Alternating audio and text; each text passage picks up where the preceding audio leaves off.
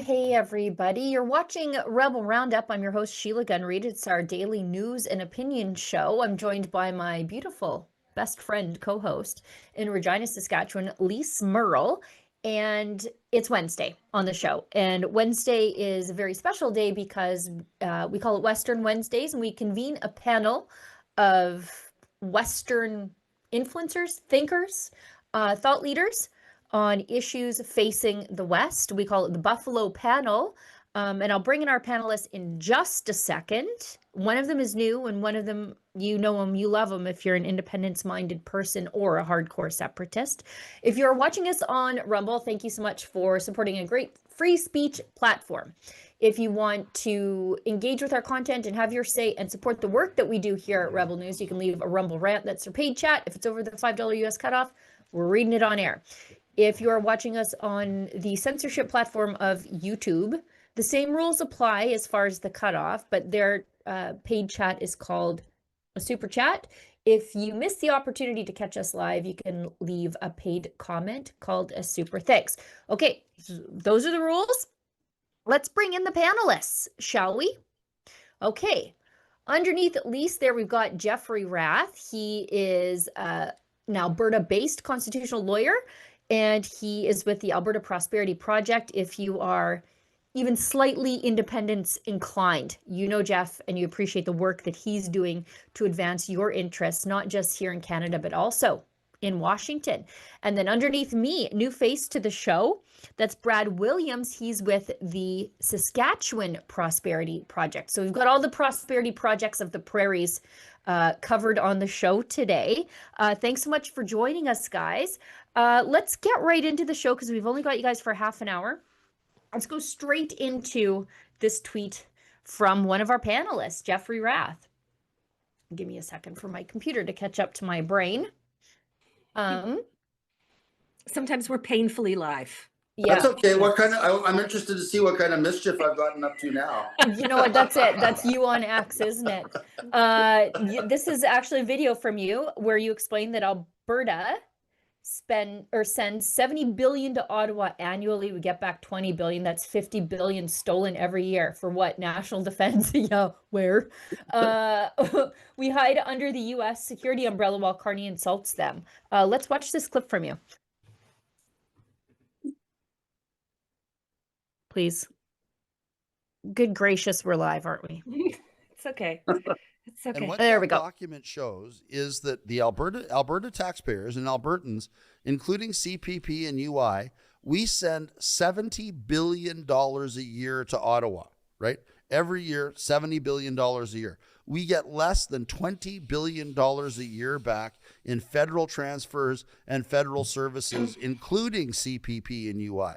Like, we are being robbed blind by this country. How many people in Alberta or in Canada actually think we have a national defense, right? It's a joke. Like, so what are we paying for? As Albertans, we're not paying to be defended nationally. We've been hiding under the American security umbrella forever.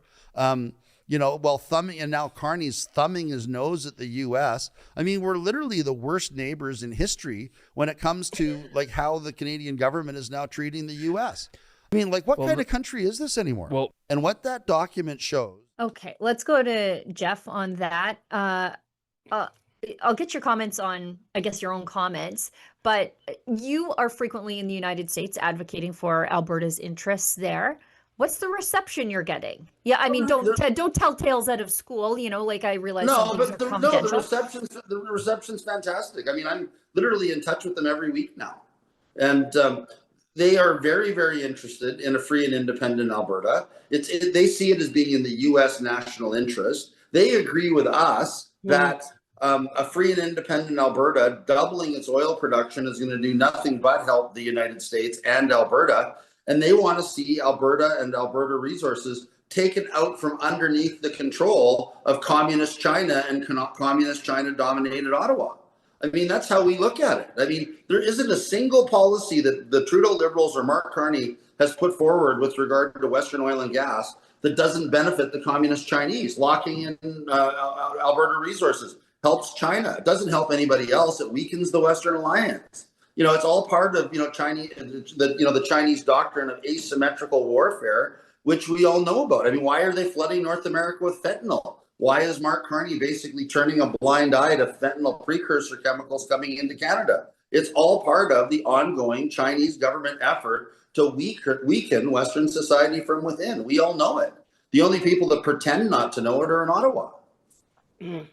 I'll go to Brad. Brad, the the Saskatchewan Prosperity Project, you guys are just sort of getting off the ground. I sense that Saskatchewan residents, or Saskies, if you will, are, I think, at least as inclined towards separation or independence as your Alberta friends are. Like so many things, you're just a lot quieter about it than we are. What's the sense for you on the ground as you're sort of starting to build an official movement? Well, people are frustrated. You Yeah. know, I think we share a lot of the same sentiments that Alberta has. You know, we've been paying more than what we're getting back, and I think a lot of our population is still blind to that. They don't realize just how much we actually send to Ottawa in the form of all the different taxes and how we get so little back. We're working on our numbers. You know, I've got a team working on that right now because we want to be accurate in everything that we do. And you know, being the 3 last town halls I've done the last 3 days, the people are excited that there's somebody that's going to actually start building something here because we want to catch up to Alberta and we want to be right in their back pocket when they leave. Well, sure, Well, because Saskatchewan and Alberta are twin sisters that were separated, cruelly separated at birth by the federal government. And I think that it's fair to mention that if Saskatchewan and Alberta paired up, okay, if we rejoined, we would have amongst the biggest, busiest economies in the world. We would be rich beyond our wildest dreams if only we could get rid of Ottawa and their crazy spending habits. So, Brad Williams. Oh, go It's ahead, not just Jeff. it's not just their spending habits. I mean, you know, this is one of the things that we've been really annoyed about Danielle Smith over is, you know, this focus on, oh, we're going to get a pipeline, we're going to get a pipeline, and instead she got this, I call it now a memorandum of underachievement, where we're getting, you know, she's gotten nothing more than she had 6 months ago, which is a vague promise that some point in the future Carney will greenlight a pipeline, provided BC and BC Indigenous nations that EB's already riled up don't exercise some sort of veto. So she has nothing to show for it. And as far as we're concerned, the only path forward is for the government of Alberta to immediately go down to Washington the way we've been doing and start talking to Washington about building pipeline crossings, you know, south across the US border into Washington state, the same way Nutrien is now going to be shipping potash out of Washington ports. Alberta needs to be doing the same thing. And I can tell you from our meetings in Washington that Alberta would be welcome with open arms. You know, so everybody's so concerned about having a captive market on the Gulf Coast in Texas. There's no reason that we couldn't get a pipeline, to the west coast of Washington state, or alternatively start rerouting tanker cars full of oil to the west coast of Washington state. Either way, I mean, to hell with BC, boycott BC, and then let's stop every truck coming through Alberta on its way to Ontario from British Columbia and see how they like it. You know, it's the time now. But Danielle doesn't have the guts to do it. Instead, she keeps thinking that her buddy Mark, she calls him Mark, Mark's going to give me something really good. She doesn't know, or is too silly to figure out, that Nenshi has a far tighter relationship. This is the leader of the Alberta NDP, for those of you in Saskatchewan who don't follow Alberta's communist politics. So the leader of the NDP in Alberta was a card-carrying Liberal when he was mayor of Calgary. He effected a reverse takeover of the Alberta NDP on behalf of the Liberal Party of Canada. And if you don't think that the communist EB in Saskatchewan, the communist Nenshi in Alberta, and the communist Carney in Ottawa aren't concocting all of this together, and they're not just laughing up their sleeves at how foolish they're making Danielle look and how weak they're making her look, you're not paying attention. You know what? Let's go to Mark Carney in the House of Commons talking about this memorandum of understanding, which is, I guess, that maybe one day Ottawa just might, if we pay enough upstream carbon taxes, allow us to develop our own resources. Let's go to that clip from the House of Commons. The memorandum of understanding that we're negotiating with Alberta creates necessary conditions but not sufficient conditions, because we believe in cooperative federalism. We believe the government of British Columbia has to agree. We believe that First Nations right holders in this country have to agree and support. All stakeholders have to back. That's one Canada. Okay, I want to go to Jeffrey on that, and then we'll go to Brad. You've done a lot of work with Indigenous stakeholders, have you not? And you know, for the Carney Liberals to raise the specter of, yes, Alberta can do this, but only with the permission of British Columbia, who have absolutely flatly said no. Actually, they're raising the specter, as they say, of a lawsuit. But you know, they're basically giving an Indigenous veto, but only to the people, or only to the Indigenous people of British Columbia, while I guess simultaneously disenfranchising all the Indigenous investment in the oil and gas sector here in Alberta. Well, I mean, as far as it goes, I mean, Trans Mountain was fully approved under the Trudeau government, and agreements were reached with every First Nation along the line. You know, the billions of dollars were spent through that approval process, and Trudeau just arbitrarily killed it. I mean, there's no reason that Mark Carney couldn't... On Northern Gateway. On Northern Gateway, sorry. Yeah, not Trans that was under Mountain, Harper, yeah. Yeah, no, and then Trudeau let it die. Sorry. Yeah. But, you know, there's no reason that he couldn't reapprove that pipeline tomorrow. But he won't. I mean, he's too busy, again, with Nenshi and Evie completely screwing Danielle and, you know, literally destroying her party and her chances of being reelected. That's what they're trying to do. And I mean, if Danielle isn't smart enough to realize that, and she's not smart enough to understand that her only way forward is to support Alberta independence and say enough is enough, you know, the old saying, lead, follow, or get out of the way. The only thing I want to hear from her at the UCP AGM this weekend is that she's either going to support independence or she's going to resign. Because 70% of her party members are in favor of independence. She's leading an independence party, but she won't let the words come out of her mouth. You know, and just for fun, again, I was making mischief on X the other day, but I don't know if people can read this post. But I actually put out on X that Danielle Smith, I asked a question. Should Danielle Smith have a resignation speech ready at the UCP AGM if she isn't now ready to lead Alberta independence? You know, after Carney stabbed her in the back in the House of Commons.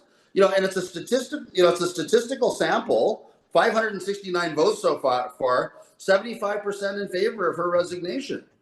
So, you know, I mean, this is how people are feeling. She's made fools out of Albertans. She's embarrassed all of us with her crawling and begging on bended knee to Mark Carney to get a pipeline, dressing up like a Canadian flag with that stupid red blazer and white shirt outfit of hers, you know, literally dressing up like a Canadian flag to try to get a pipeline deal. And what has she got to show for it? Nothing.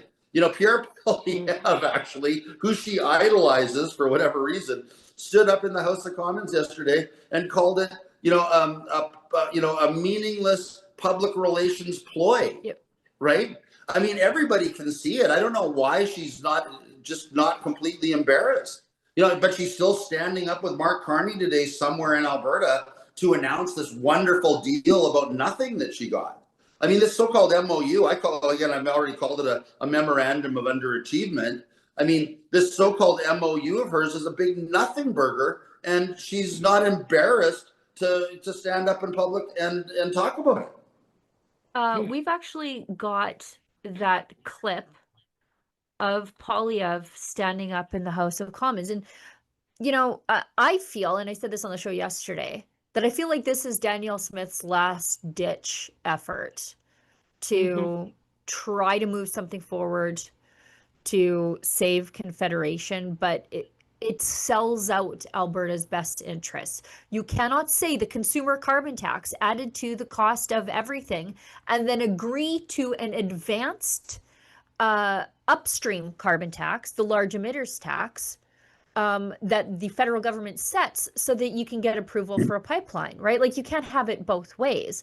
I'll just get a couple of comments from Brad, and then we'll go to that clip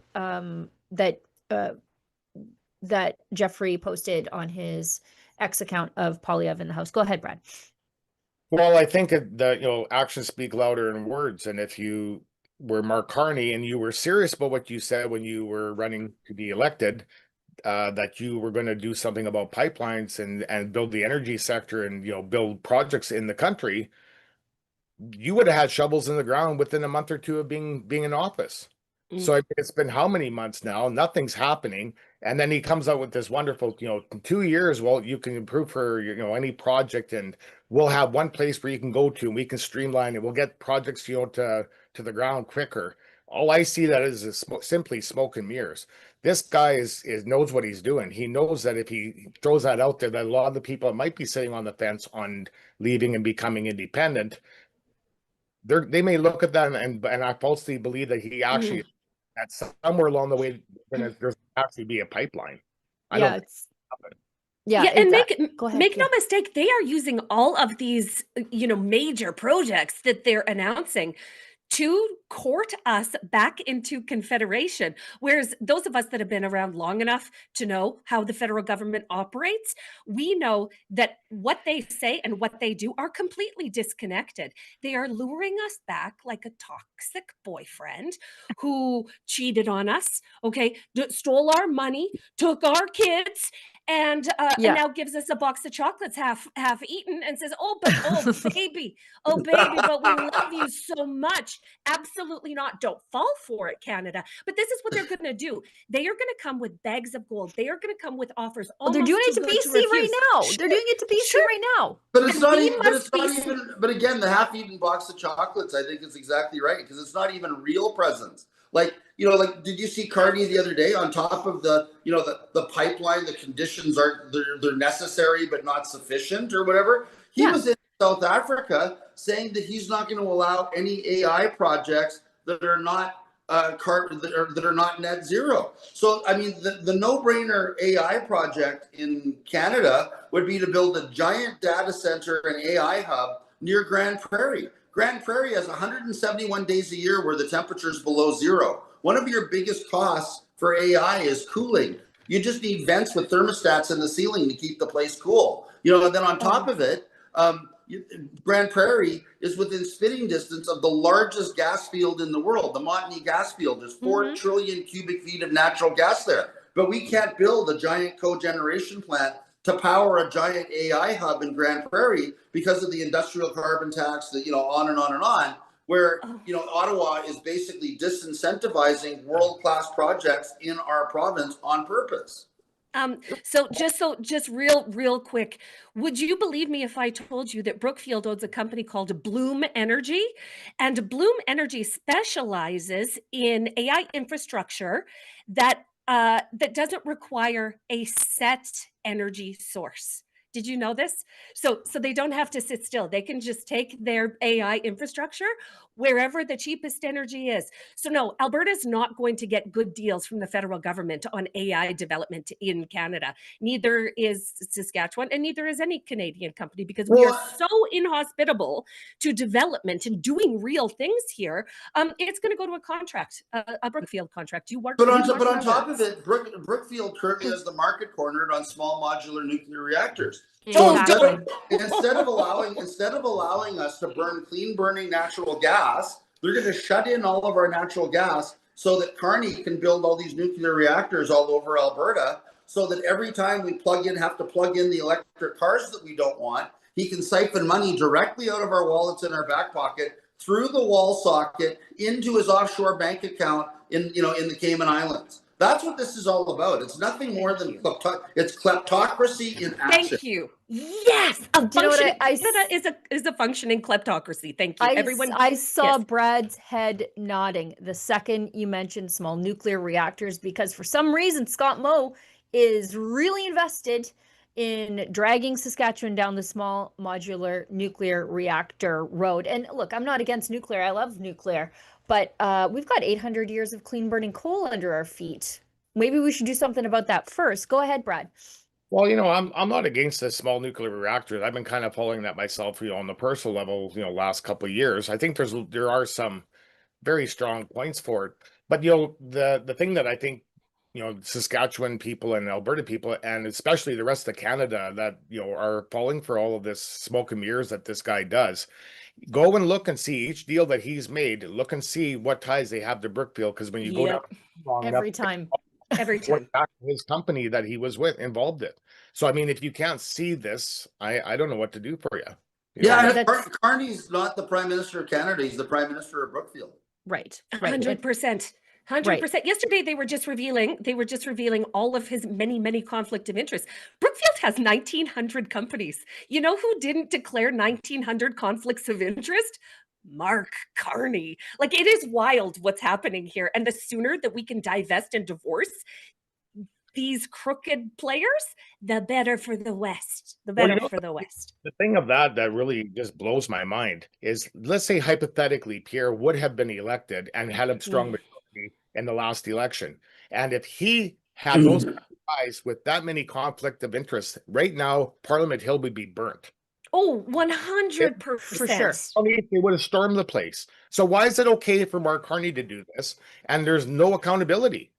I don't even understand how Parliament can. I don't even understand how Parliament can continue to sit. Didn't King Charles just announce that Ottawa is on unceded territory of the Algonquin? Do you know what? That's I think they need to give the Parliament buildings back to the Algonquin. The sooner the better. I've been saying that forever. I generally am against land acknowledgements, but let's start with Ottawa. Let's just give Ottawa back and move on. Here. Right? We'll see how it goes. Yeah. It'll be a great test case, wouldn't it, guys? Yeah. And I mean, and we've been talking about this for weeks on the show here, but there was an order paper question about 2 weeks ago.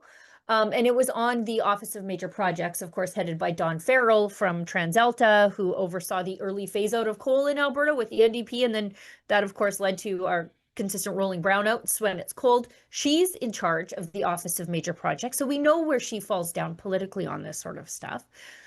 But the Office of Major Projects doesn't even have an office.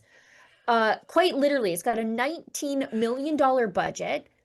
They apparently haven't found even temporary office space in Calgary, of all places, where there's a real glut of commercial real estate downtown. So there's no office, but they gave them money. And so any of these projects that are being approved, they are being hand selected by the PMO and not this major projects office that is supposed to be distant and at arm's length from the PMO by because liberal they don't exist. Yeah, yes, liberal by insiders. Liberal insiders. All of these major projects are going to enrich liberal insiders. It is designed that way. There is no way for people in the West to opt out of this madness unless we are brave enough. Well, I don't know whether you guys saw it or not, but the FBI apparently have launched a major investigation into corruption, specifically dealing with Ukraine.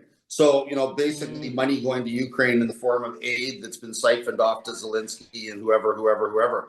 I actually hope that the FBI and the CIA start investigating Gerald Butts, Carney's wife, John Baird, with their little consulting office in New York City. Amen. And you have to ask the question, how many of these aid dollars and, whether it's foreign aid to Ukraine, lesbian gender reassignment projects in Africa, how much of the money that gets placed in these projects ends up, running through that office, or that office getting paid placement fees for getting these foreign aid checks out the door. I'd love to know, first of all, why they're located in New York City. And second of all, how much money they're raking in off the top at the expense of the Canadian taxpayers. I mean, that's a whole new area that needs to be investigated. If people actually knew how much Canadian taxpayer dollars were going towards initiatives brought about by Global Affairs Canada, funding madness in other countries, they would go wild. Apparently, under Trudeau, $11 billion was spent on gender programs in the third world. I think it's even more than $11 billion. Well, that's like a tip of the iceberg, because that's one part of the octopus. Like that's the gender arm of the octopus, but you also have the climate arm of the octopus, and you also have the, you know what I mean? This, And- like that $11 billion price tag is just a tiny minuscule amount. It would be great if the Americans could get involved in this. And Truly, that sort of stuff, you know, it's almost impossible to track because all the ministries and departments have these weird things. No, it's worse than that. It's money laundering at large. Ukraine oh sure, it goes through the NGOs. You know, It goes through the Ukraine- NGOs, yeah. Ukraine is the most corrupt country in the entire world. So it's a big black box that we put $59 billion into, right? Ugh. Without end. And how hard do you think it would be for one of Trudeau's minions to say, hey, Vladimir, we're going to send you another $5 billion, but you know, $1 billion of that needs to end up in our accounts in Switzerland, the Caymans, wherever. Because once the money goes into the black box of Ukrainian home defense, it disappears, right? Like Zelensky's now a billionaire, right? And you know, paid for by Canada and the United States and other people gullible enough to give that joker money. Well, In the and last there's 10 years, how many actual projects that they say that they were going to spend money on and build have actually been built? 10 years. you know what? And there are no performance expectations attached to these dollars when they go out the door. It's part of my job to look at this stuff and to see like, this is what they're spending on. And it's not just through foreign affairs or global affairs. It's through all departments. They have all these weird initiatives, and most of the money is going out the door to NGOs or to consultants to NGOs. I saw the other day. Getting rich along the way. I saw the other day Trudeau's made the Forbes list. Justin Trudeau's net worth is $273 million now. When he went into office, his net worth was $10 million. So and that's what's reported. That's what's reported. Sure. It doesn't show all of the extra perks that come along. No, and it doesn't show all of his offshore bank accounts either. He must on Nancy Pelosi's like stock options suggestion list. Right? Hey, but guys, it's 11:30. I have another commitment. I've got to do. This has been so much fun. It was good seeing you there, Bradley. Take care. Yep. Yes. Okay. Let's have an ad break so we can say bye to Brad and Jeff. And again, Brad with the Saskatchewan Prosperity Fund and Jeffrey Rath with the Alberta Prosperity Fund. We didn't even get close to all the things we wanted to talk to them about, but we'll have them back. Yeah, we'll have them back. They were great. Let's do an ad break and then come back on the other side and see just how many things Lise and I can bang off before the show's over.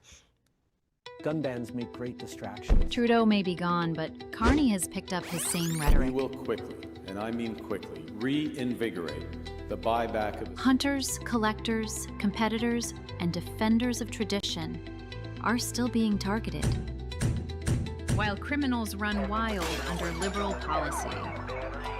But we are fighting back.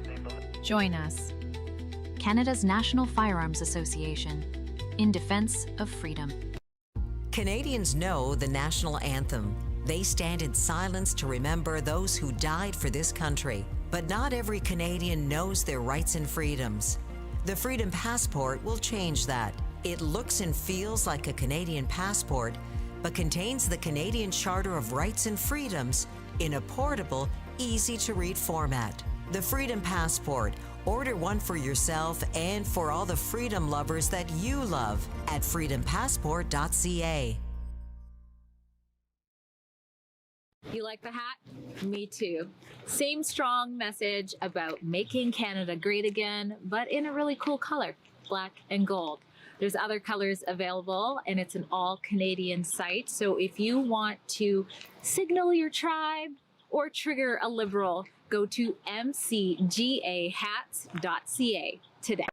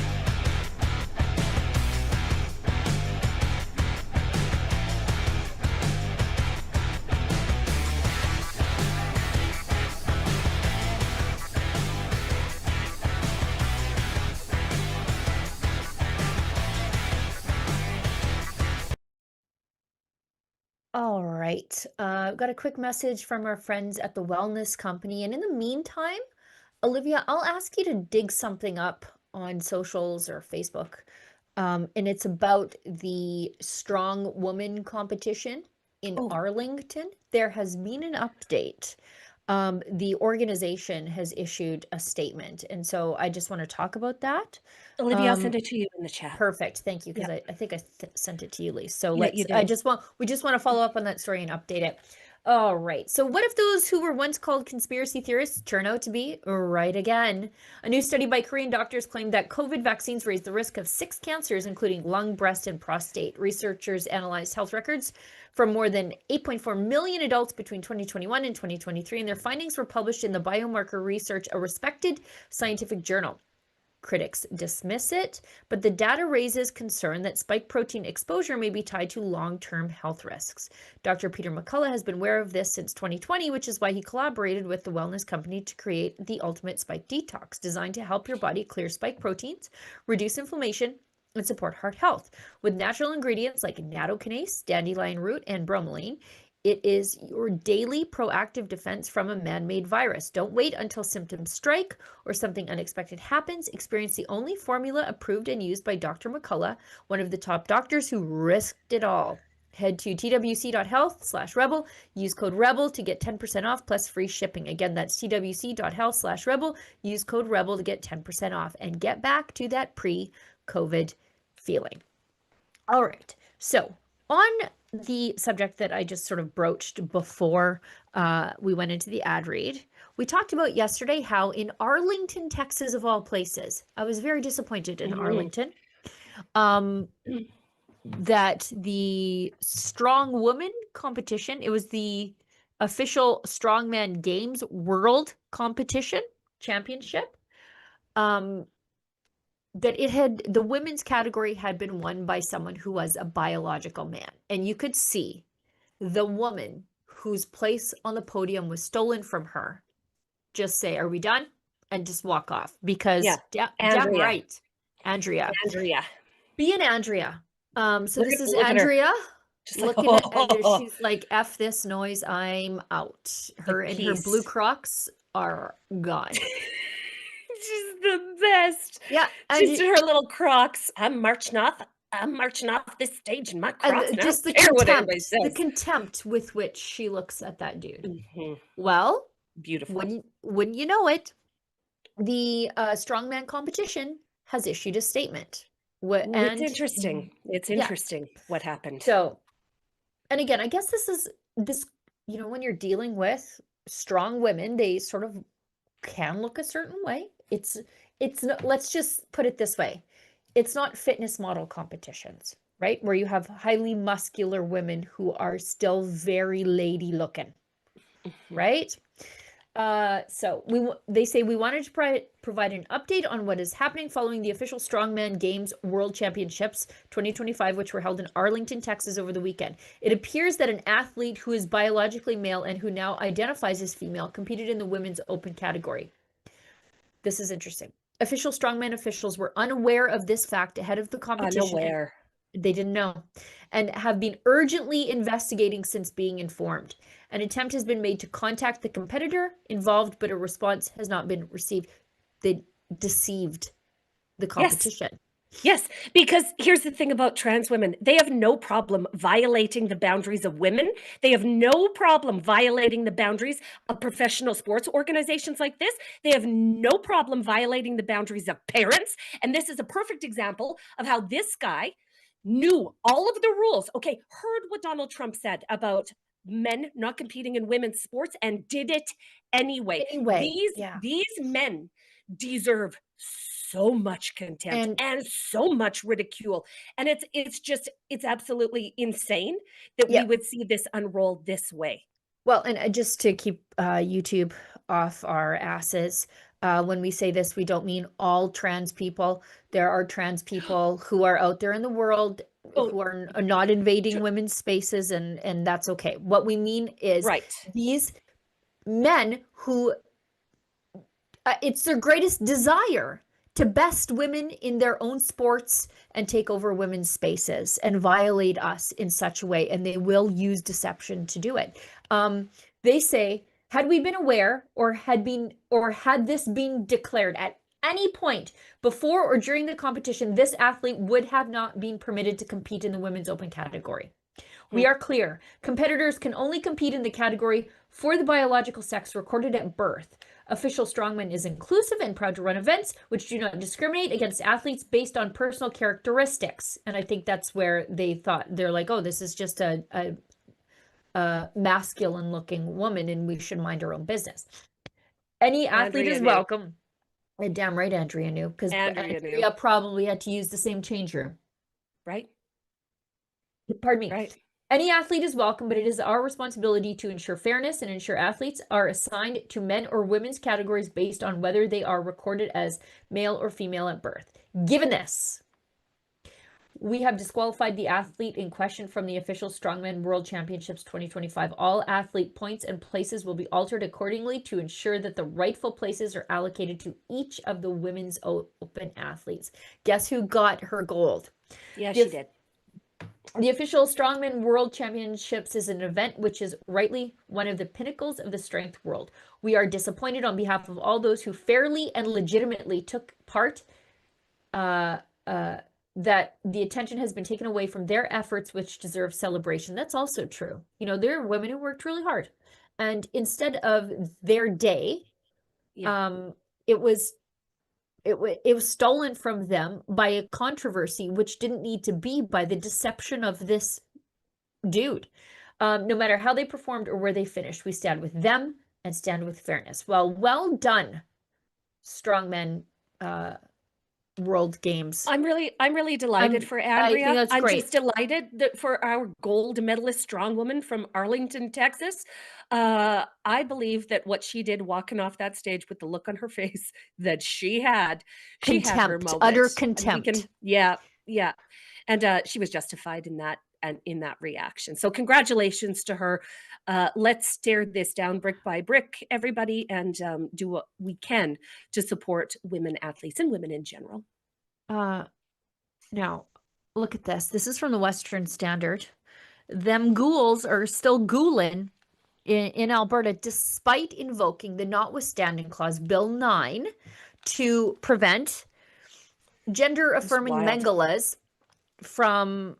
And they say gender-affirming care, but it's not gender-affirming care. It's actually first of all, I don't believe gender exists. There's biological sex, and you can present in a way that is more feminine or more masculine, but you are the biological sex that you are. This disconnect between your mind and your body, I think is not only anti-science, but deeply anti-Christian. And anyways, these sex undoing mangalas are still doing their thing. This woman should be in jail. Absolute jail. And she is but one of the many practitioners across the country belonging to, most of them belong to an organization called WPATH. This is the World Professional Association for Transgender Health. It was created, its origin story is in online forums for fetishists. For sure it is. For eunuch fetishists, for child harm fetishists, and for men that have some really deep psychological issues. Well, when the members of WPATH came upon this fascinating group, came upon this fascinating group of humans that were doing all of these really wild things, they went, how fascinating, let's study. And WPATH is who validated these men, these fetishistic men with sex disorders. Okay, this is the kind of person that we're dealing with, and the government of Alberta should hit back so hard against anybody that dares to defy them in this, because by saying that she will treat people with no age limit means that she is complicit in the destruction of children. Yeah, straight to jail. This is child abuse. This is straight to jail, under the jail with you. Completely under the jail. Man, they all look the same, don't they? Like, I'm not winning any beauty pageants. I'll tell you that right now. But these people look it. And there's our former health minister, the NDP former health Sarah minister, Hoffman. Sarah Hoffman, honestly, that she remains the health critic is just them trolling me and forcing me to bite my tongue. Look at her last name says her last name, Demon. the first demon. Dr. Oh, no courtesy of Sarah Hoffman's Instagram. And again, she's our health critic. She used to be our health minister, Sarah Hoffman. If you imagine how unsafe children would be if the NDP were in power right now. Oh, she absolutely co-signing the mutilation of children. The mutilation of children. I think that we can all agree that there are just some things that polite societies absolutely will not support. You know what? Mutilation and destruction of children is all of them. And when I see how supportive of Sarah that Sarah Hoffman is, sometimes I regret keeping my jokes to myself about how she is. She's the health minister, but appears to be literally dying of every single lifestyle related comorbidity that I can list. We should be worried about just how accessible this demon doctor is. Oh, no. And we've been looking into this for the better part of 2 years, Sheila Gunn Reid. The medical pathways that have been set up, especially since COVID. They have working groups. Listen, a kid comes and says, I'm uncomfortable with my gender. They will have their breasts bound. They will be put on wrong sex hormones. They will be put on puberty blockers and they'll be put right in the medical chain. This is not the response.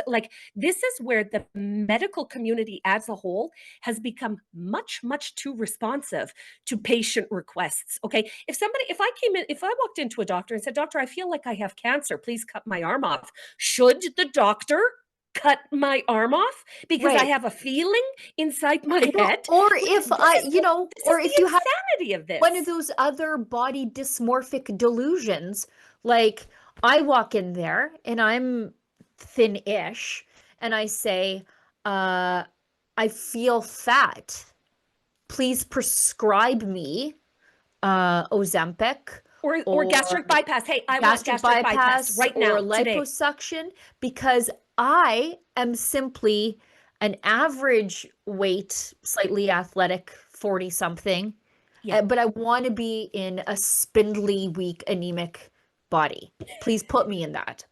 Do you think that they should say yes to you? Or would they say, Sheila, there's actually something wrong with you? Right.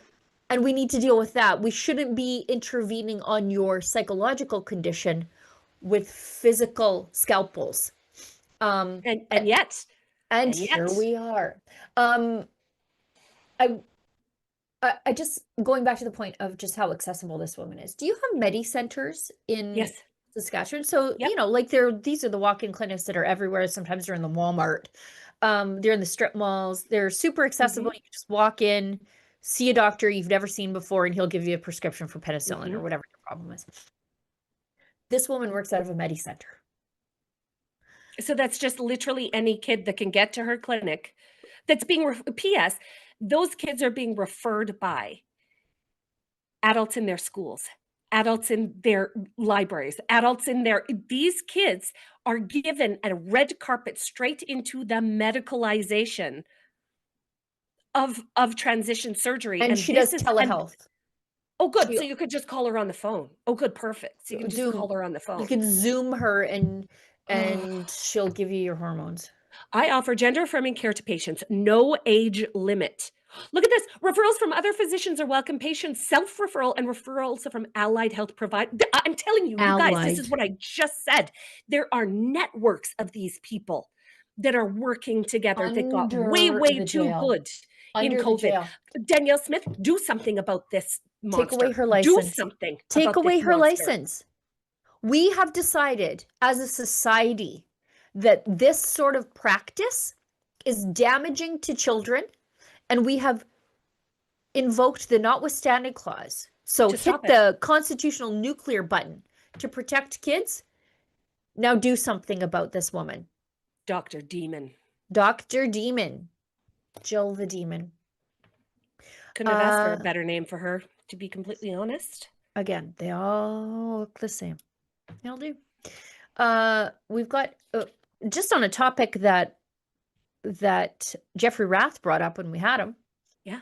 The hundreds of millions Canada is still spending on gendered foreign aid. This is from Tristan Hopper, who... Hundreds of millions of dollars, Canada. Yeah, millions of dollars every month are sent abroad for gender just rice, gender responsive climate smart agriculture, and gender perspectives in arms control. I don't understand. Oh, here I know what these words mean. I know what these words mean separately, but together it's just like a Mad Lib. Yeah, here comes Tamsin Waterhouse. Here. Yep. I didn't know my rice was of the patriarchy. It's a good thing I'm not into the carbs. I don't eat rice, generally speaking, but I didn't realize it was keeping me down. It was working for the man. Yeah. Just add that. You know what? Just add, if you want a grant, okay, a government grant, use all those words together in a word salad that makes no sense to anybody else, and you'll get your money. You'll get a whole bag full of money. It's amazing. It's amazing how that works. I just, it's wild. It is wild. Let's go to this one, and it's from Blacklocks, and it's an admission. Okay, so I think a lot of people knew this at the time, and I remember somebody tipping me off in my email, but I'm in Alberta, and David Menzies was busy with something, so I couldn't send him out.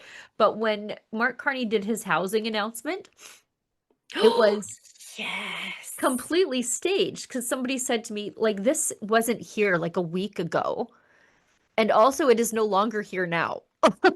So what happened to it? And so just look at this. Look at this. Okay, so the Department of Housing admits it faked a construction site as a backdrop for Prime Minister Mark Carney's promise of faster, smarter home construction.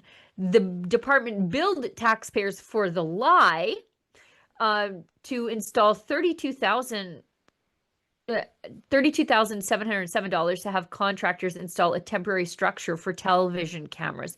Actually, those contractors work cheap. You know, most people won't swing a hammer for less than $50,000 on a construction site. Yeah, I'm just going to go ahead and make a guess that that's not the only contract they have. You know what I mean? This was just a side gig because the Liberal government needed to create a Potemkin village for the cameras. Right. That's exactly what they did. I saw this at the UN. I saw like this is very like much a UN thing. Like just the fronts of everything is very glossy and very nice. And then you look behind it and it's just cobbled together with cardboard and duct tape. Yeah, it was very Spawn Ranch. Spawn Ranch is the movie set that the Manson family moved into.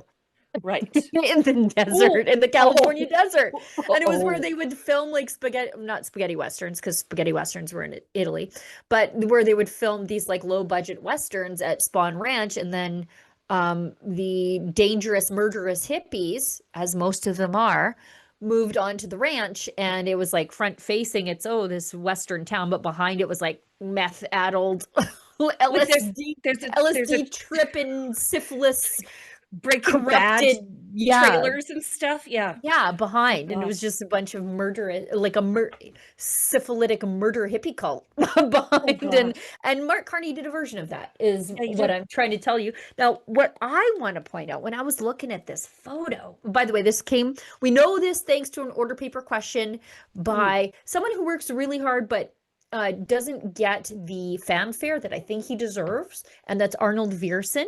He's a Conservative MP from Northern Alberta, a man of many, many, many children. And he was a mechanic. Like more than me? Like more than me? I think as many. And he's a young feller, was a mechanic before he became an MP. And anyways, he's not scared to march at the March for Life. He doesn't care if the media doesn't like him. But so anyways, this was his order paper question. Now, let's go zoom in on the photo. How much did they pay the actors in the corner in the window? Do you see that? Oh my God, they're in the window. They're in the window, just being like, how long is this going to last? Because we have to take like this pretending thing down to be within 5 construction days. workers. Insane. That's like so weird. right? They got white hats. So funny. Like clean white hats. There's no stickers on there. Listen, you know a fake hard hat when you see it, Canada. There's no stickers on it. It's clean. It's still shiny. Mm-hmm. Yeah. It's, leave it to the Liberals to tell us a lie. Yep. To lie to our faces. Let's end the show. Do we have a daily cringe today? I didn't line one up. I was doing other things. I'll look while we're talking about this. Let's go to Saskatchewan because Scott Moe made an announcement yesterday, and it's about amendments to the Saskatchewan Firearms Act. Saskatchewan is doing such incredible things on protecting the rights of law-abiding firearms owners, creating an agency, which was a stroke of genius, that would license the companies looking to get involved in the gun snatching at the hands of the Liberals. And then they're like, we're not going to fund it, though. Refusing to fund it. So, and you know what? This is a solution to so many problems in Saskatchewan. Right. If Scott Moe would just start defunding all of the bad stuff, it would go away. Same thing. If Scott Moe defunded DEI the same way he defunded the organization in Saskatchewan that was going to take care of firearms registrations, we could get rid of all of the crazy woke here. I do applaud him for this move. It's an absolute stroke of genius. But he could be like Mensa level Stephen Hawking level genius if he would just defund the whole thing, all of it. Well, I admire it because normally I'm fundamentally opposed to the concept of a crown corporation, but to use it for good in such a way to protect the rights of the law-abiding, I thought it would just an absolute genius troll of the federal government. It's a master stroke. And this is what we should do with all of our crown corporations. Where crown corporations exist, they have a mandate, and any work that they're doing in that crown corporation that doesn't fulfill their mandate should be defunded. After all, you are playing with taxpayer dollars. Every single one of these crazy initiatives, whether it be gun grabs, whether it be crazy gender, whether it be DEI, whether it be climate, whether it be net zero, all of these things cost money, and the provincial government could just stop paying for them. And I think they should. Here's the thing. Order paper question I reported on yesterday. The federal test of the gun grab happened in Cape Breton, because the police chief there is the brother-in-law of the local Liberal MP. So that's how it happened that way. They thought they were going to get over 200 firearms turned in this town. How many? They got 22. And I think that's probably like widows who are like, I don't know what to do with. Sure. I inherited this from my grandpa. Yeah, or something. Yeah. And they just don't know what to do. They want to deal with it before they die. So that the next family member isn't like, what do I do with this? So they get 22. But my order paper question told me not how many guns they grabbed. Actually, the police commissioner there said it was about 22, up to 22. So it could have been 15 for all I know. But my order paper question gave me the dollar amount that was committed to the gun grab. And it's not for like all of it. It was just for like taking possession of them. Okay. $7,000 a firearm. Oh, that's a lot. Like that's just a lot by every standard. Like for your grandma to just go, here, I don't know what to do with this. $7,000. $7,000 per. And they're going to roll this out nationally, just so you know. So you know. Next is Winnipeg, actually.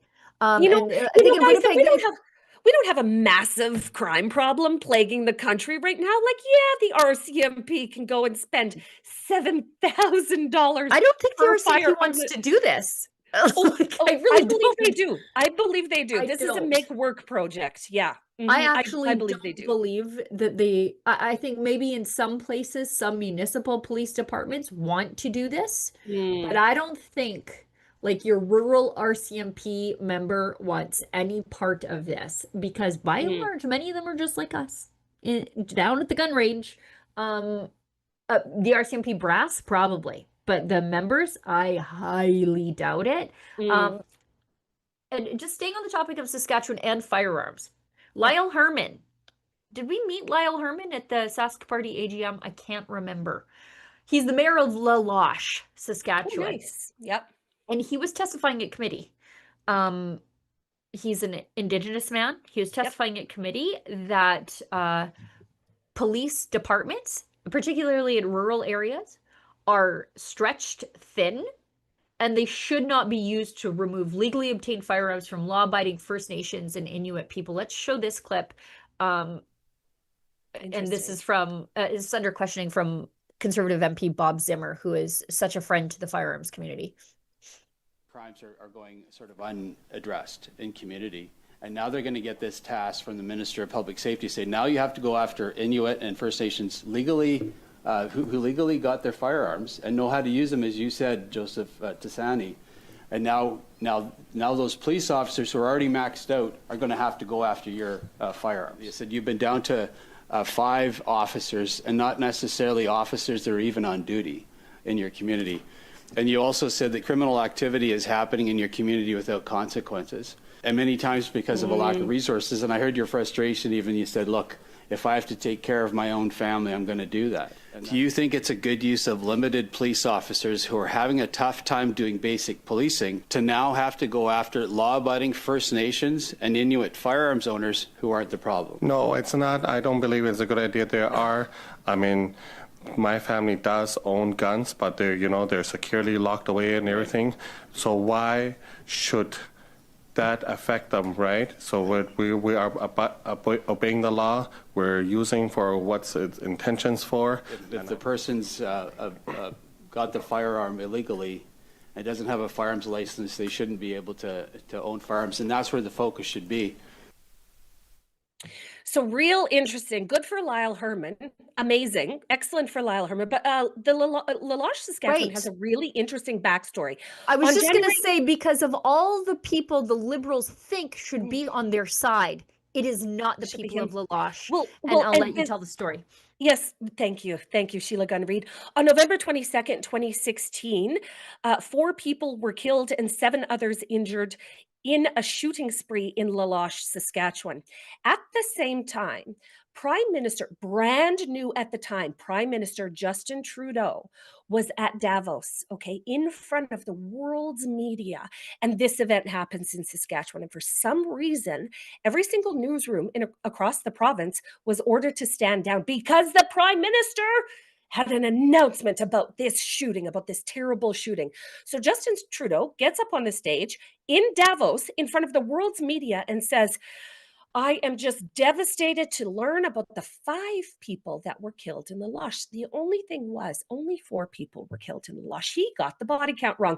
Between what happened on the ground in Saskatchewan, Ottawa, Ralph Goodale at the time was the Minister of Public Safety, and Justin Trudeau in Davos, they added 1 casualty to that number. So all of La Loche at the time was saying, who's the 5th victim? Who is the 5th victim? No, but the RCMP was not permitted to report. The mainstream media at the time was unable to report. Justin Trudeau absolutely crapped the bed. And then to cover up his tracks, because as soon as I discovered this happening way back in 2016, I was absolutely all over him. I was like, how does the Prime Minister of the country get the body count wrong? Like, I could see you saying 3 people have passed away and then updating it if another one did, but that's not the case. The information was wrong. So this told me that the entire thing was used by the Liberal government, and it was because Justin Trudeau got on a plane in Davos. He spent a night, I think, in Paris, and then came straight to Saskatchewan, where the entire mainstream media didn't call him on his massive flub. And what I hear Lyle Herman saying is, look, we are law-abiding citizens. We are gun owners in La Loche, and this is not going to work for us. And good for him. Absolutely incredible. Lyle Herman, we're besties now. Yeah, good for him. To say, basically he's saying a criminal committed this shooting in our community. Not the Mhm. rest of us. Don't criminalize the rest of us. Good Yeah. for him. I'm so And glad. and Justin Trudeau used that event as the Sure. pretense to lock down gun owners' rights in Canada. He used Right. that event. So Yeah. here's Lyle Herman, full circle moment in committee, just awesome to see. And keep it up, buddy. Yeah. Yeah. Between that event and then in Nova Scotia, Mm. that those were the things that the Trudeau Liberals used Drove, to yep, as a justify. cudgel Anyway. to attack private property rights in Canada and gun ownership. Yep, Yeah. that's exactly what happened. So this is a nice full circle moment. It only took 9 years to start talking some sense about these kind of issues. And listen, started in Laloche, let's end it in Laloche. Let's go, buddy. We've got a quick ad read from our friends at Rumble. You've probably noticed Rumble is growing fast and it's not slowing down. They're building a real alternative to big tech that puts creators first and actually protects free speech. And now there's Rumble Premium, an easy way to upgrade your experience. With Premium, you get ad-free viewing across the platform, no pre-rolls, no interruptions, just the content you came for.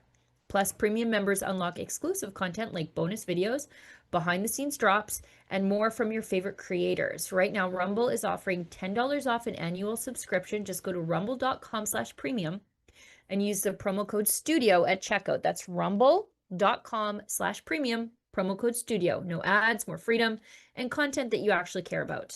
That's the deal. All right. Let's sorry, just to touch on our last conversation. Yeah, there are tweets going back to 22nd of January 2016 that says RCMP conference recap, Laloche school shooting, not 5. 4 people are dead, not 5, as stated by PM Trudeau. Like, this actually happened and nobody called him on it. Nobody. No. We'll do some chats, and we did find a cringe. Olivia did. Okay, so Nana Awake. I agree Danielle has dragged her feet, but don't count out the corrupt NDP. Yes, as they are behind the whole petition campaign to remove, you have MPs, but I think you mean MLAs, to steal seats in a majority. They will stop the referendum with Liberal help. That is true. They are using our citizen-led referendum legislation to now target the MLAs they don't like through recall petitions, and they are being approved all over the place. This is you know, I got a lot of time for Danielle Smith. She is at war on many different fronts, like many different fronts. Getting the federal government to build pipelines is one of them. Fighting woke is another one. Taking down the gender industry is another one. And then you have the left with Mark Carney and Naheed Nenshi and the like, trying to take out her government. And the organizations of the unions. Oh, the unions are just wildly inappropriate in this moment against Danielle Smith. So I just got a lot of grace for her right now. She's doing a lot. Well, Danielle Smith is carrying the weight of the nation on her shoulders. Sure. She is the most conservative premier by a country mile in the country. And I just got a lot of time for her. I just do. And sure. And I think even for a lot of separatists, they see her as the best case scenario caretaker until such time as we leave. Yeah. Interesting, though, that like all of a sudden I'm super excited to go to the UCP convention. If this is the kind of drama that's going to happen there's always drama and fun and interesting policy ideas that make it to the floor. Like contrasted with the Saskatchewan party convention. The Lord's waiting room? Just like it was I think separation was brought up once. Scott Moe with his big man hands just tamped it. Boom. We're not talking about it. It's not serious. We're not talking about it. Yeah. Will be. Oh, it's gonna be. Well, now that we have a Saskatchewan Prosperity Project, which is just wonderful. And what great guests, I gotta say. And I think the first course of duty is to get Scott Moe to bring his referendum legislation in line with Alberta's, because you guys have a bit of a impossible wall to climb over. Well, Saskatchewan could be. Here's my main complaint with Saskatchewan right now. We are a province of doers and getter-doners. Okay. Yeah. We like to just get to work and get her done. And Saskatchewan government has had more than enough opportunity to look next door at what's happening in Alberta and say, right, copy paste. Same for us. Same. We're going to do the exact same thing. Alberta has already done the heavy lifting, and why we are not taking advantage of that as a province is kind of unforgivable. But I'm real hopeful that we can make these things move, because God knows that in the last 2 years, we have made mountains move. Sheila, Gunn, Reid, keeping on governments, making sure that they're accountable to the people that elect them to do the heavy lifting for us. We don't elect them to have a cushy existence and go to, selfie or announce fancy announcements where they can take a fancy selfie for social media. That's not why you're elected. I'd like to see Saskatchewan be a lot more aggressive in taking some of this back, exactly like Danielle Smith is. Because you can't tell me, okay, who does it better? You're gonna let a lady just do it better than you? Absolutely, he is. Okay. He sure is. Well, then it's time for Saskatchewan to find a lady. Okay. Wouldn't that make things We need a Danielle Smith. uncomfortable for the left? Well, we need a Danielle Smith in Saskatchewan. Who's it going to be? Like, step up to the podium, boys. Let's go. Time's a ticking. Okay, we got another. When Nana awakens is $5. The strong man's cover your ass statement was pathetic. I'm sorry, but her earned moment was absolutely stolen from her. I didn't feel like it was a cover your ass statement. I feel like as soon as they figured it out, what had happened there, they were like, no. They sided with the women. Well, and you have to remember that moment had already gone viral. So they found themselves in the middle of an absolute viral storm, storm. And when you're in the middle of something that's going crazy online, organizations often take a lot more time than a day to correct their course of action. And so I thought their statement was timely. It happened within a day. I thought that it was accurate, and it told us what actually happened. This is a deceiver. This is a man, a pretender, a con man who came in and stole this woman's trophy, and we're going to make sure that she gets her trophy back. I thought it was okay. Like, I thought it was perfectly handled, actually. I don't know what else they could have done differently. Yeah. Right? I guess now they're going to have testing or something before. Because of these deceivers. I don't know. Toma 83. Sorry, go ahead. No, I got a story for you in the background. Just like, I'm going to put a pin in it, but go ahead, read the next comment. Okay. J Toma 8318 deprogrammed with Carrie Smith has a great couple of videos on the WPATH files. Thank you, babe. Thank you. We'll check it out. Okay. We'll check it out. No, WPATH needs to be dismantled. Absolutely dismantled. And jail. I remember. Can we still see the WPATH list? Sure can. I sent it in the chat today. You want to see in Alberta who's working for WPATH, the World Professional Association for Transgender Health? Here, let's look. And these are, like, you guys are going to be shocked. This is in all areas of medicine. All areas of medicine. Olivia, can we just pull? I know we had it up before. But could we look at the WPATH membership for Alberta? Here we go. Okay, psychology, internal medicine, family practice, primary care, counseling, education, pediatrics, psychology, counseling, LGBTQ therapy, marriage and family therapy, psychology, sexology. Oh, sexology, sex therapy, sex research, pediatrics, psychiatry, another psychiatry, the counseling, pediatrics, psychology, HIV, AIDS. Like, you guys. Oh, here we go. Gynecology survey. Hey, so for women that need their womanly medical conditions taken care of, nope, we have doctors rerouting into WPATH to help people build new install new lady parts.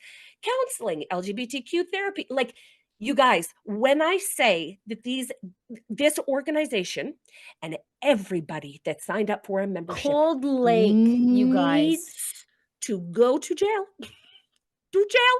I mean, Peace River. I mean it. This is so destructive. Lacombe, it is so damaging. Grand Prairie. Like, this is the stuff yes. The stuff you would expect in a big city like Edmonton, Calgary, but look, Stettler. Oh, Saskatchewan's like Swift Current, Moose Jaw, Prince Albert. This is all publicly available information. Governments need to go to these pages and fire every single person that has anything to do with this madness. Wow. Thanks so much, J Toma, thank you. Thank you for letting me bring that back up. Alrighty. Crazy. Let's keep going. We've got one more. David from Moose. This is from Alberta Dawn. David from Moose. I think it's Moose on the Loose or Moose is Loose. Started a chart on Carney's conflicts before the election. Moosechart.org and updates it daily. Alberta Dawn, you told us this in another live stream, and I've been watching his stuff since. So wonderful. Actually, we should try and have Moose on the Loose on the show one day. Yeah, like a Brookfield expose day. We should. We should. We're gonna reach out to him, Alberta Dawn. I don't know. I've got a story cooking on the Liberals and the Century Initiative. That's the people, the liberal linked organization that wants to fill Canada up with 100 million people. 100 million. 100 million. In case you're wondering where the Liberals got all their bad ideas about immigration, right there. But about a series of meetings they had with the Century Initiative just days after Mark Carney becoming the Prime Minister. You don't say. Just Sheila. days, you guys. You don't say. All right. Daily Cringe, shall we? Yep. Okay. It's from This Hour Has 22 Minutes, and it is cringy because we paid for it. And this is a new book by Donald Trump. And that guy. A book, you say. A book, you say, Sheila Gunn Reid. Let's watch. Okay. Everyone knows I love kids, like Don Jr. and one of the girls. So I wrote a book about the lying liars who write about me. Here it is. Quiet, piggy, just like I yelled on the plane, quite frankly. Let's begin. These swine called reporters, they drive me insane. Who let these farm animals onto my plane? They ask about Epstein, I say it's no biggie. Then they press me again and I say, quiet, piggy. That's the book title, kids. Try and keep up. Then they look at my hair and they say it's a wig. And it's as real as my tan. Once again, shut up, pig. Quiet, piggy, shut up, pig. It's the same thing, quite frankly. Let me drink my Diet Coke. Watch me take a big swiggy while I think about how I can pardon P. Diddy. He got a bum rap, and we're doing everything we can. We're talking to some very good people. So get off my plane, make your way to the crates. I've got things to acquire like the 51st state. Or maybe just Alberta. It's the one with the oil. It's the only one you want, to be frank. Shut up, pig. Why don't you try it? Quiet, piggy. Piggy, be quiet. Any questions? Go ahead. This book sucks. Silence, hog! Quiet Piggy, the new book by President Donald Trump. For kids? Shut up, you pigs. You're all pigs. Quite frankly, you're pig, you're pig, you're big piggy, you're the piggiest. That's, you know what? Stop. Please stop. I can, number one, I just can't stand that the CBC would produce a piece as insulting as that towards our best friends and neighbors in the United States. And I also can't stand when adults mistreat children, just like the CBC did there to those children. Gross. Absolutely gross. And also, Trump has an excellent relationship with his grandkids. One of my guilty pleasures on the internet is watching Donald Trump golf with his granddaughter, Kaya Trump. Kai Trump. Yeah. He's the best. He's the best. And thanks so much to the CBC. I just downloaded myself a new goal. Oh yeah, Thanks this is so okay. much, So let's please. watch Kai Trump golfing with her grandpa. It's just so cute. They're so cute. They have a together. great relationship, and they have Trump being mean to kids in there. No, you know who's mean to kids? CBC. Because every penny spent on the CBC comes from the pockets of those little kids once they grow up. All those, I mean, listen, even though those kids were hired or sourced or who knows how the CBC got them, they still had to listen to that. Right. And I am past the point of being able to forgive adults who put children in abusive situations. Like that was gross. That was Let's gross. palate cleanse right now. Winning. Yes, sir. Right? Gotta win. Gotta win.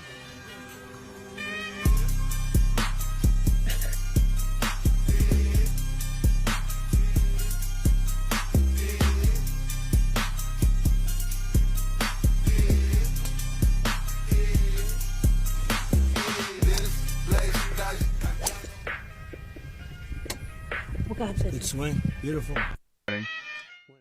adorable. they have a great relationship. You know, when she spoke, I think at the RNC, you could tell she has a wonderful relationship with her grandfather. It's so cute because she's like, my grandpa would call me when I will be in school and he will want to talk about golf. And I was like, what a grandpa thing to do, you know? For sure. Just have a grandpa call you out of the blue and start a conversation, regardless of what you're doing. No, I think it's lovely, and he obviously has a very, very close family, and that should be celebrated. What the CBC did there was disgusting. Right. You don't hate them enough, Canada. You do not hate them. You don't. All right. I think that's the show for today.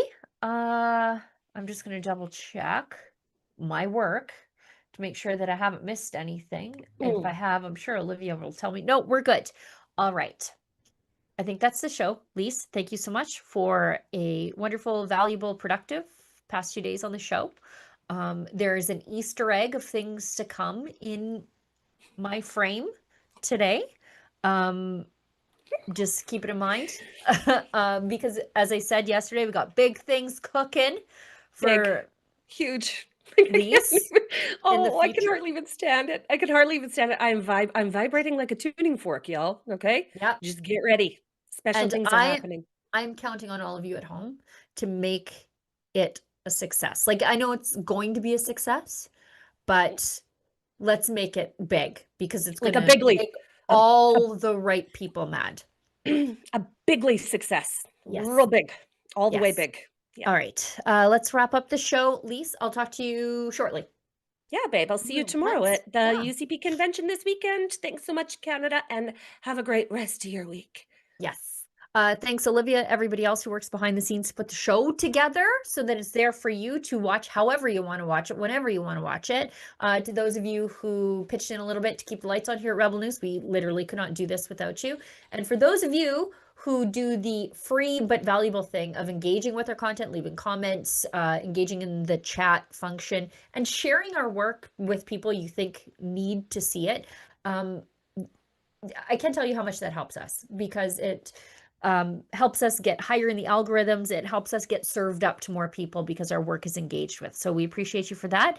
I am not sure if I'm here tomorrow with Tamara Ugolini or if it's somebody else because I may have to go to Calgary for a story. We'll see. I'm just waiting on confirmation for that. But until tomorrow, if you find us offensive, maybe don't find us at all. Big news, Rebel News now has premium memberships on X, Locals, and right here on YouTube. For just $4.99 a month on YouTube, you'll get loyalty badges, custom emojis, and access to members-only chats during our live streams. At $8.99 a month, you'll also unlock Rebel News Plus shows and our documentaries. But here's the catch. YouTube could cancel that premium tier at any time. That's why the best way to support us is at rebelnewsplus.com. It's just $8 a month, cheaper if you go annual, and you'll get exclusive extras like an ad-free site, comments access, and even the chance to submit op-eds. Wherever you join us, thanks for keeping our independent journalism